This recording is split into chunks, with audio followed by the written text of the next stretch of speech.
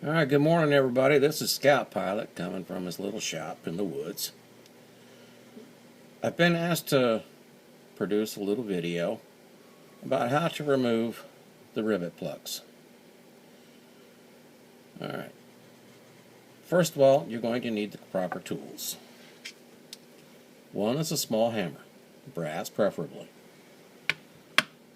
The other, if you can find them, are the special tools created just for this purpose.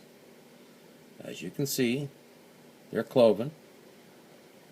On this particular snap-on tool, one edge is longer than the other. There's a particular reason for this. It helps you get a better angle on removing the rivet. The other is a Carter tool, specifically designed for this. This is T10943. It's a combination removal and installation tool, as you can see by the divot on the end. Helps keep a rounded head on the rivet. Alright, I prefer to use the longer snap-on tool because I've got a better grip with my pudgy little fingers. Alright, to install, you're going to need either the Carter T109-123 installation tool, which has a concave end, which serves the same purpose as the divot in the other tool. Has a brass striking end, as you can see. Or, if you happen to have a small length of brass or a brass drift, then you can use that. Now that'll give you a flat edge as opposed to a rounded top, but it'll serve the same purpose. It'll lock the rivet down in and make sure it's tight. Alright, to begin with, on the main body, you have 1, 2, 3, 4, turning it over, 5, 6 total rivet plugs. This is the largest plug that you will get in the kit.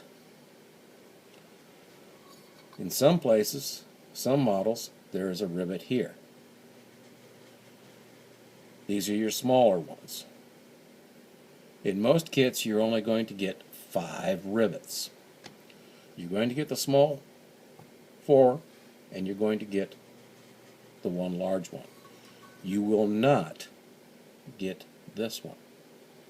So if you're rebuilding your carburetor, I strongly urge you to not remove this rivet. Otherwise, you're going to have to drill and place something bigger, which you probably don't have.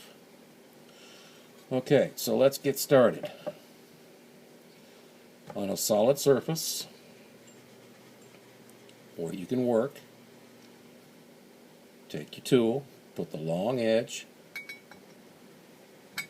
perpendicular to the rivet, yet parallel to the face that the rivet sits on. Alright? Tap and pull back, and the rivet will come right out. Now you cannot reuse these rivets, so don't lose any of the new ones that you have. Alright, moving right along, we'll go ahead and remove the rest. Now sometimes on the older carburetors, the tops will be flat, very flat, and you will have a difficult time getting them out. So there's another procedure you can use to get them out. Get this one lined up properly. Again, you see I'm prying back while I'm hitting. Alright, this helps ensure that the face where the head of the rivet meets is still flat. Now you can flatten that down later on if you need to. Move around to the other side. We'll go ahead and remove the large rivet.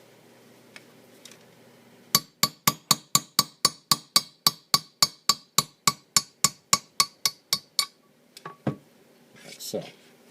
Again, you cannot reuse these. You can see they're pretty well beat up by the time they come out. Alright, that having been done, we make sure that everything is clean, and we'll be using these passage ports for cleaning purposes. There are passages that allow for vacuum to operate correctly. Alright, again we're leaving this one in. If you have one that has a flat to it that you cannot get behind with the clove on the removal tool, then you're going to have to drill it. Or you can use a brass drift and punch it through if you lose the top. That will work for this one, the largest one. It'll come out right here, right, where your nozzle goes. If you have a problem with this one, good luck. You need to make sure this one comes out intact, because you'll have nowhere to get it out once you punch it. The same goes for this one. This one and this one you can knock out. You're going to need a long drift to push this one through to the passage for the check valves. And this one will just fall right out. So be very careful when you're removing this one. Be very careful when you're removing this one. The others will work out for you. Again, do not remove this one. Alright, to put the rivet back in, and you'll just forgive me if I use an old one here, just for a moment, just to demonstrate. You'll place it right there in its hole. You'll take your tool and you will tap, tap, tap, tap, tap until it is flush with the opening here. Once that's been accomplished, you should be good and tight. And when you come back around, you can give them all one more tap or two to make sure that they are tight. Alright, that concludes this lesson.